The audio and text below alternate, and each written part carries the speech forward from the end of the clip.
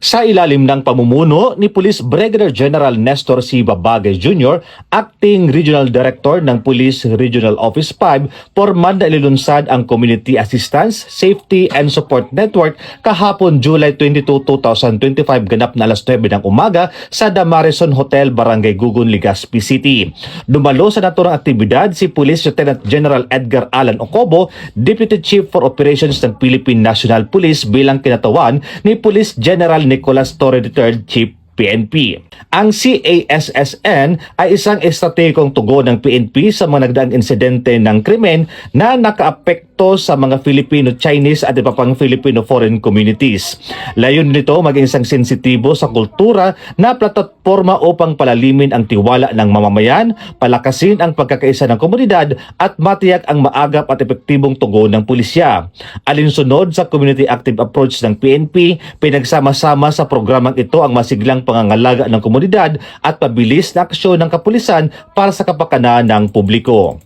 Ayon kay Police Lieutenant General Edgar Alan Ocobo, sa pamamagitan aniya ng paglunsad ng Community Assistance, Safety and Support Network ay ang pulisya na ang lumalapit sa mga dayuhan para ma-organize at ma-identify ang mga ito. Ang lumalapit sa kanila para ma-organize at ma-identify natin sila.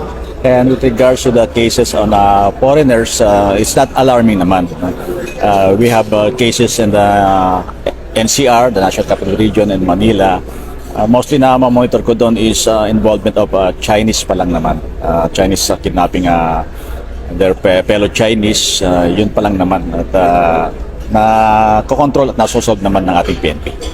Ayon naman kay Pro 5 Acting Regional Director Police Brigadier General Nestor Babagay Jr., maituturing na isang hakbang ng gobyerno ang Community Assistance, Safety and Support Network upang agarang matugunan ang mga insidente ng kriminalidad, partikular na mga sumasangkot sa mga Filipino-Chinese at Filipino-foreign communities. The focus is clear: to enhance the protection of all Filipino people with special attention to our Filipino-Chinese and foreign communities.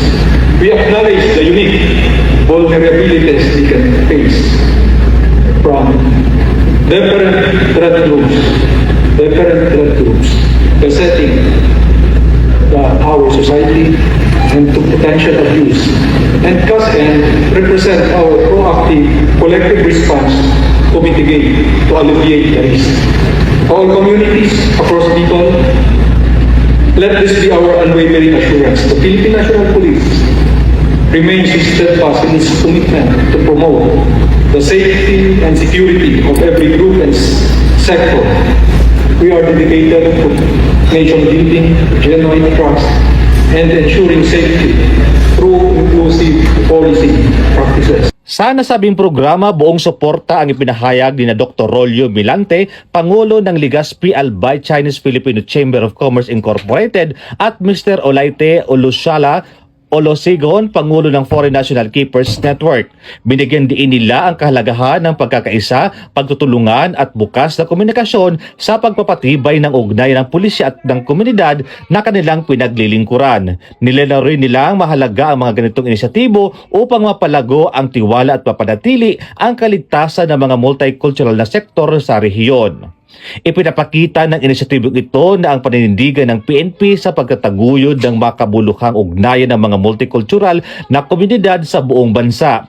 Nilalayo nitong isulong ang culturally sensitive policing, palakasin ang mga hakbang sa crime prevention at bumuo ng balangkas sa mabilis at koordinadong pagtugon sa mga insidenteng nakapekto sa mga vulnerable sector. Mula po dito sa Legazpi City, Albay, ako po yung Police News Network Correspondent, Police Staff Sergeant Mercurito P. Lubindino Jr., alagad ng batas, tagataguyod ng Balitang Pulis.